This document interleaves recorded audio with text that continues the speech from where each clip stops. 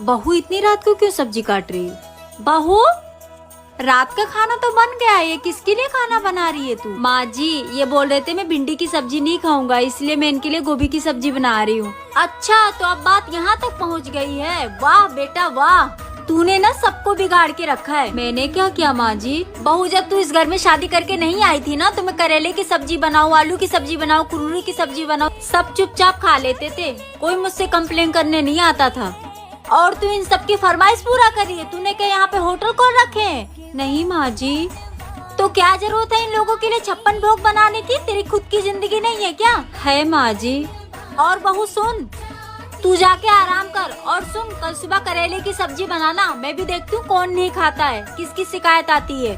ठीक है माँ जी। घर में बहू क्या आ गई, सबको 56 भोग चाहिए? अभी खिलाती हूँ सबको 56 भोग। ये क्या है?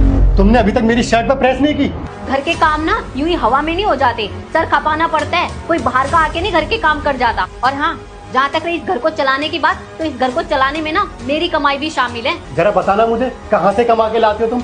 तो सुनो, झाड़ू पोछे बर्तन के हो गए 3000 रूपए, खाना बनाने और कपड़े धोने के हो गए 8000 रूपए, और ये छोटे मोटे काम तो मैं तुम्हें गिनवा भी नहीं रही, नहीं तो तुम्हारी पूरी सैलरी कम पड़ जाएगी। ये सब काम करके मैं तुम्हारे पैसे ही बचा रही हूँ, और कहीं काम करने नहीं जाती हूँ। तुम्हारी और मेरी मेहनत में सिर्फ इतना फर्क है, तुम्हें अब तुम्हारी मेहनत का पैसा मिलता है और मुझे कुछ भी नहीं, इनफैक्ट रिस्पेक्ट भी नहीं। माँ जी, मेरी मम्मी ने आपके लिए साड़ी भिजवाई है। अरे वाह बहू, साड़ी तो बहुत अच्छी है। अच्छा एक बात बता, तेरे पापा की महिंद्रा की कंपनी कैसी चल रही है? माँ जी, मेरे पापा की महिंद्रा कंपनी थोड़ी ना है। तो क्या जरूरत है इतनी महंगी साड़ी भेजने की? यहाँ वो मम्मी जी, आज तू कहती है माँ जी आपके लिए साड़ी आई है, कल तू कहती है माँ जी आपके लिए शॉल आई है, और आज तो हद ही हो गई, साड़ी के साथ साथ सब्जी और मिठाइयाँ भी भिजवा दी। और बेटा, जब तू इस घर में शादी करके नहीं आई थी ना, तब भी हम अच्छे कपड़े पहन लेते थे, अच्छा खाना खा लेते थे। मम्मी जी, माँ बोलती है इससे प्यार बना रहता है। बहू, अगर प्यार ही बनाए रखना है तो बोल अपनी माँ को कभी घर पे बुलाए, या फिर हमें बुलाए खाने पे कभी। क्या मम्मी जी? पर ऐसे फालतू खर्चे करके इतनी सारी चीजें भेजने की कोई जरूरत नहीं है। और हाँ, ये सारी चीजें ना वो तुझे दे सकती है, क्योंकि तू उनकी बेटी है। मेरे घर में अगर ये सारी चीजें है ना, तो मैं तुरंत की तुरंत रिटर्न भेजवाऊंगी। फिर ये मत बोलना कि मम्मी जी आपने ऐसा क्यों किया। मम्मी जी, फिर कब बुला रही है अपनी मम्मी पापा को? हम साथ में बैठ के खाना खाएंगे और खूब सारे गप्पे लड़ाएंगे और प्यार बढ़ाएंगे। क्या मम्मी जी? हे भगवान, मेरे परिवार को हमेशा खुश रखना। अरे भाभी। हाँ दीदी। आप तो बड़ा जल्दी उठ गए। हाँ दीदी, वो घर में आज मेरा पहला दिन है ना। हाँ मुझे पता है आपका पहला दिन है, पर आपको इतना डर के, इतना घबरा के, इतना जल्दी उठने की कोई जरूरत नहीं है। अरे नहीं नहीं दीदी, ऐसी कोई बात नहीं है। मेरी मम्मी के पास भी लड़कियाँ थी, तो उनको लड़कियों का कद्र अच्छे से पता है कि लड़कियों को कैसे रखा जाता है और बहू को कैसे रखा जाता है। तो आपको इतना डर के रहने की कोई जरूरत नहीं है, आप एकदम बिंदास रह सकती हो मेरे घर में। ठीक है दीदी। ठीक है भाभी, मैंने नाश्ता बना दिया है, आप जाके फटाक से नाश्ता कर लो। ठीक है दीदी, कुछ काम है, मैं उनको करके चली जाती हूँ। ठीक है भाभी। क्या आपके भी घर में ऐसी ननद या ऐसी भाभी है? चलो मार्केट चलते हैं। मार्केट तो ठीक है, घूंघट क्यों कर रहा है? वो मैं आपकी इज्जत करती हूँ ना, इसलिए। मेरी इज्जत करती हो या फेयर एंड लवली खत्म होगी? बहू कहाँ जा रही है? अरे मम्मी जी, मेरे छोटे भाई की शादी है ना, तो शॉपिंग करने जा रहे हैं। ठीक है बहू जा। ठीक है मम्मी जी, जा रही हूँ। मेरा बेटा इतना कमाता है, ये औरत सारा शॉपिंग में खत्म कर देती है, रोज जाती शॉपिंग करने। आ गई महारानी। मम्मी जी ये साड़ी देखिए कैसी लग रही है। अरे बहू, साड़ी तो बहुत अच्छी है, ये बता पहले कितने की है? मम्मी जी पूरे 7000 की है। क्या बहू, इतनी महंगी खरीदने की क्या जरूरत थी? पैसे क्या पेड़ में उगते हैं? तेरा दिमाग खराब है क्या? मम्मी जी मेरे भाई की शादी है, मैं नहीं चाहती मेरी सासू माँ किसी से कम दिखे। बहू क्या मतलब, मैं समझी नहीं। हाँ मम्मी जी, ये साड़ी मैं अपने लिए नहीं आपके लिए लेके आई हूँ। खुश रहो बहू, जुग जुग जियो, ऐसी बहू सबको मिले। माँ जी, कुछ काम है तो करवा लूं? नहीं, आज तेरी मुंह दिखाई है, जाके रेडी होके बैठ, आते ही होंगे सब लोग। चलो अच्छा हुआ इसका मुंह दिखाई उखाई खत्म हुआ, अरे माँ जी, दुल्हन देखने नहीं गई? अरे क्या देखूं, उस काली की शकल देखी तो हूँ। अरे माँ जी, रस्म है। अच्छा ठीक है, जाती हूँ।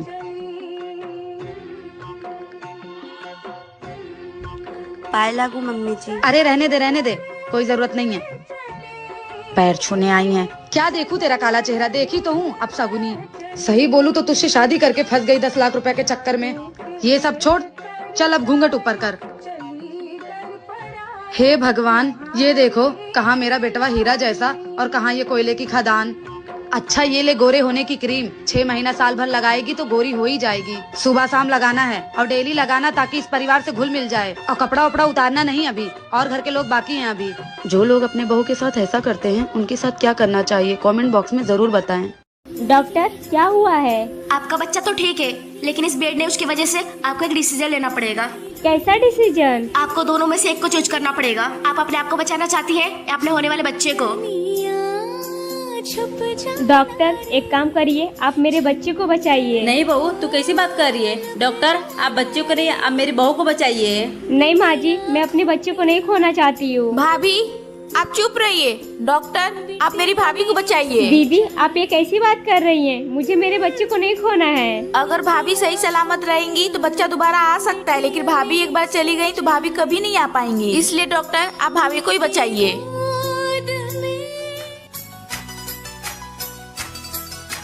अरे माँ, ये चमत्कार कैसे हुआ? बेटा ये तो भगवान का कृपा है, जो बच्चा और बहू दोनों सलामत है। लेकिन डॉक्टर ने बोला बहू बहुत कमजोर है, इसका खान पीन पे ध्यान देना पड़ेगा। तो बहू के लिए कुछ खाने के लिए लेकर आ जा। जेठानी जी। हाँ देवरानी जी। जेठानी जी, वो मैं आपसे ये पूछने आई थी कि इनके फोन में बार बार किसी का कॉल आ रहा है, किसी का मैसेज आ रहा है, तो क्या आप मुझे पढ़कर बता देंगे इसमें क्या लिखा है? आपके देवर जी नहाने गए हैं। पर क्यों देवरानी जी, तुम्हें मैसेज पढ़ना नहीं आता है? नहीं जेठानी जी, मुझे अंग्रेजी पढ़ना नहीं आता है। कोई बात नहीं, मैं तुम्हें पढ़कर सुना देती हूँ। ठीक है जेठानी जी। अरे देवर जी तो देवरानी जी को धोखा दे रहे हैं। अगर ये बात देवरानी जी को पता चली तो उन्हें बहुत बुरा लगेगा। क्या हुआ जेठानी जी, बताइए ना क्या लिखा है इसमें। कुछ नहीं देवरानी जी, वो देवर जी के ऑफिस से कुछ इम्पोर्टेंट मैसेज था, बस और कुछ नहीं। अच्छा जेठानी जी, मुझे थोड़ा सा काम है, मैं जाती हूँ। देवरानी जी प्लीज मेरी बात का बुरा मत मानना। क्या हुआ अगर तुम अपने मायके में नहीं पढ़ पाई, पर तुम यहाँ कोशिश करो, देवर जी से 1 घंटे रोज टाइम निकाल कर पढ़ लिया करो। अगर देवर जी नहीं पढ़ाते तो मैं तुम्हें पढ़ा दूंगी। देखो जिंदगी में काम के साथ साथ पढ़ाई भी जरूरी है। देवरानी जी अगर तुम पढ़ लोगी तो ऐसी छोटी छोटी चीजों के लिए तुम्हें दूसरों के पास नहीं जाना पड़ेगा। जी जेठानी जी ठीक है, जाओ तुम जाकर अपना काम कर लो। जेठानी की बातों से अरे ओ नहीं बहुरिया, थोड़ा चीनी मिलेगी क्या? हाँ जी चाची जी, आइए बैठिए, मैं लेके आती हूँ। अब बहू तुम्हारी सास नहीं है क्या घर पर? नहीं चाची जी, माँ जी बाहर गई हैं। अच्छा वैसे बहुरिया एक बात बताए, किसी से कहना मत, तेरी सास तेरी बहुत बुराई करती है। हाँ अच्छा क्या कहती है? देख बहुरिया, तू तो पूरे दिन काम धाम करती है, ऊपर से सबका कितना ख्याल रखती है, इसके बावजूद भी तेरी सास पूरे मोहल्ले की औरतों से तेरी बुराई करती फिरती है। कहती है मेरी बहू ऐसी है वैसी है, मेरी बहू कामचोर है, एक भी काम नहीं करती है। ऐसी बहू पा करके मेरी तो किस्मत फूट गई है। बताओ बहू। अच्छा माँ जी ये सब कहती हैं? आने दीजिए, आज मैं बताती हूँ इनको। बहू आ गई माँ जी। आप सबसे पहले ये बताइए, आप मोहल्ले वाली औरतों से मेरी बुराई करती हैं? किसने कहा ये सब? चाची जी बोली हैं। क्यों रे कमला, मेरे न रहने पर यही सब करने आती है मेरे घर? नहीं मैंने कब कहा बहू, मैं तो बस। चुप कर, तेरी इन्हीं सब हरकतों की वजह से तेरे और तेरे बहू के बीच में हमेशा लड़ाइयाँ होती रहती है। और तू देवरानी जी तुम्हें प्यास लगी थी ना, ये लो पानी। अच्छा कुछ भी जरूरत हो तो मुझे बुला लेना। जी दीदी। सुनो काली माई, ओह सॉरी भाभी जी, ये मम्मी ने दिया है, बोली कि हाथ में बांध के सो जाना, सुबह कोई रस्म है। ठीक है ननन जी। और हाँ एसी चालू मत करना, लाइट बिल बहुत ज्यादा आता है। सुनो ननन जी, आपके भैया नहीं आए अभी तक? अच्छा तो तुम यहाँ सपने सजा के बैठी हो कि भैया आएंगे? तुम्हारी वजह से भैया अब तक घर नहीं आए, मुझे तो लग रहा है भैया उधर ही सो गए रहेंगे। पर ये शादी तो दोनों परिवार की मर्जी से हुई है ना? ये शादी किसी परिवार की मर्जी से नहीं हुई है, बल्कि तुम्हारे बाप का पैसा देखकर मम्मी ने जबरदस्ती शादी करा दी। वैसे भी भैया किसी और से ही प्यार करते थे, लेकिन माँ बाप के सामने बच्चों की कहाँ ही चलती है। गुड नाइट भाभी जी। कुछ माँ बाप अपने लालच के चक्कर में किसी की बेटी और अपने बेटे की जिंदगी तक बर्बाद कर देते हैं। बहू। जी माँ जी। अगर ओढ़ने के लिए कपड़ा कम पड़ गया हो तो मैं मंगा दूं तुम्हारे लिए। क्यों माँ जी? तुम क्या अपने घर में 1 मीटर का घूंघट लिए घूम रही हो? मैंने सोचा मेरे घर में बहू आ जाएगी तो घर की रौनक बढ़ जाएगी। लेकिन तुम तो घूंघट से ही नहीं निकल रही हो।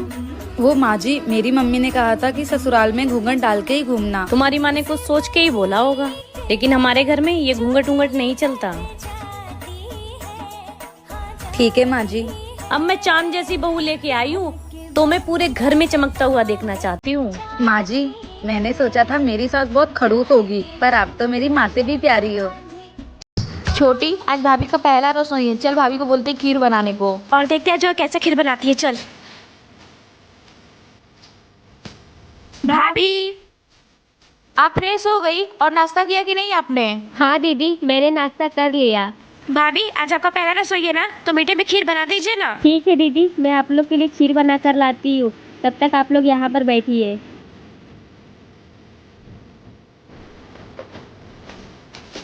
दीदी, मैंने पहली बार खीर बनाया है, चेक कर बताइए कैसा बना है।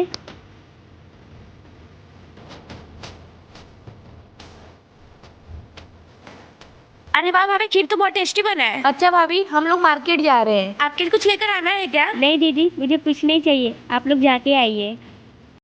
बहू, तुमको आए 10 दिन हो गए हैं, जब से आई हो कुछ बोल नहीं रही हो। क्या बात है? अच्छा रुको, मैं तुम्हारे भैया से पूछती हूँ। हेलो,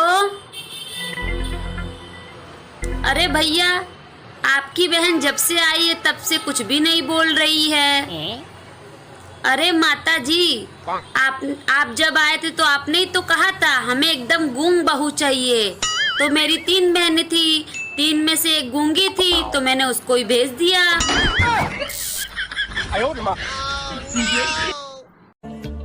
देवरानी जी। जी दीदी, मैं आपको ये बताने आई थी, इस घर में बड़ी गरीब जेठानी भी रहती है। वो हमारी ही जेठानी है, तो गरीब कैसे हुई दीदी? उसके पति कुछ नहीं करते, शराबी है। माँ जी भी नहीं मानती, पीछे वाला कमरा दे दिए, उसी में रहती है। तो ये सब मुझे क्यों बता रही हैं? वो इसलिए कि आप नई नवेली दुल्हन है, बहुत सारे गहने पहनी हैं, कहीं आपके गहने मांग न ले, संभाल के रखिएगा, ठीक है?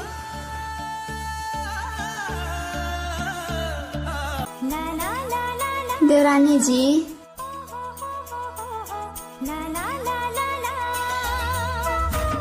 शर्माइए मत देवरानी जी, बस इस गरीब का छोटा सा तोहफा स्वीकार कर लीजिए। तोहफा? बड़ी जेठानी होने के नाते मैं आपके लिए पायल लाई हूँ, मना मत करिएगा देवरानी जी।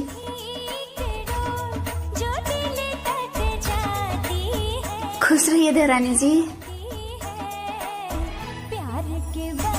अब इसे लेने का हक है, लीजिए ना। भाभी। जी देवर जी। आज मेरे कॉलेज से कुछ फ्रेंड आ रहे हैं आपको देखने के लिए। अच्छा। हाँ भाभी, और कुछ अच्छा सा खाना बना देना उनके लिए। क्या बनाऊं देवर जी?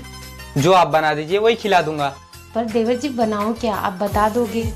एक काम करिए भाभी, आप काजू पनीर बना दीजिए। काजू पनीर? पर देवर जी, मुझे काजू पनीर बनाने नहीं आता। अरे भाभी, सिंपल है, आप YouTube पे सर्च कर लीजिए और कुछ मैं बता दूंगा। अच्छा देवर जी। और हाँ भाभी, मेरे दोस्तों को पापड़ बहुत पसंद है, तो थोड़ा तल देना। ठीक है देवर जी। और वैसे आज भाभी आप बहुत खूबसूरत लग रही हो। थैंक यू देवर जी। अच्छा ठीक है, मैं जाता हूँ मार्केट से सामान लेके आता हूँ। ठीक है देवर जी। देवर जी। जी भाभी। वो काजू भी लेके आइएगा। ठीक है भाभी। ठीक है देवर जी। आपकी शादी कौन से ईयर्स में हुई, कमेंट करके जरूर बताइए। अरे आ गई तो फिर से खर्चा बढ़ाने? नहीं भाभी, मैं तो माँ से मिलने आई हूँ। माँ से मिलने आई है ना, तो माँ से मिलके चुपचाप यहाँ से निकल जा, नहीं तो हमसे बुरा कोई नहीं होगा। और बता माँ, तू कैसी है? अरे बेटा, तू आ गई? हाँ। बाबू को भी लेके आई है, कुछ दिन रहेगी ना? नहीं माँ, घर पर बहुत जरूरत है। तेरा तबीयत कैसा है? मैं तेरे लिए पैसे लेकर आई हूँ। अच्छा, तबीयत खराब के बहाने बुलाकर बेटी को पैसे दिए जा रहे हैं? अरे बहुए, चुप कर बुढ़िया, तुझे ज्यादा दिक्कत हो तू चल मेरे घर। नहीं बेटा, तेरे जैसी मेरी बहू भी है जो मेरा बहुत देखभाल करती है, उसे छोड़ के मैं कैसे जा सकती हूँ? तेरे साथ मैं नहीं जा सकती, वैसे भी बेटियों के घर माँ नहीं जाती। मुझे माफ कर दीजिए। आखिर में माँ बेटियों के घर क्यों नहीं जाती? कमेंट्स बॉक्स में बताएं। वीडियो अच्छी लगी तो लाइक करें।